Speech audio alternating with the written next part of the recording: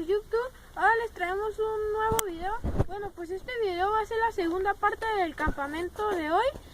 Habíamos hecho antes otro campamento con Homero y con Tavo y conmigo.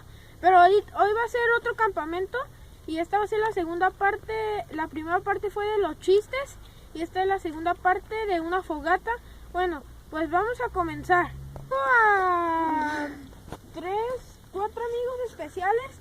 Él se llama Gael, Tavo.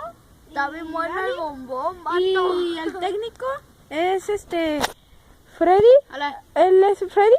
Y entonces él nos va a estar grabando. Bueno, pues vamos a grabar la fogata que hemos hecho para nuestro campamento.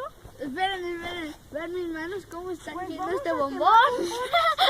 Vamos a quemar bombones para que no los comamos. Pero yo ya no tengo. A mi tornado. No, mira mi tornado. Ya me los comí todos. Son un dragón. Bueno, pues aquí tengo mi bombón. Es y ya me lo voy a comer. Aquí tengo mi antorchita. Con todo, No, me voy a quemar. Fondo. Todo irá. Lo negro irá. Mi mente. Corre el Luis.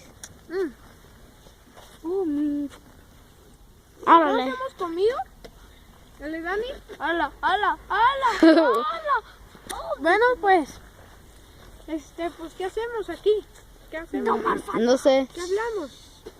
Ay, pues en ese video se tiene que... Bueno, esto ha sido, por ahorita.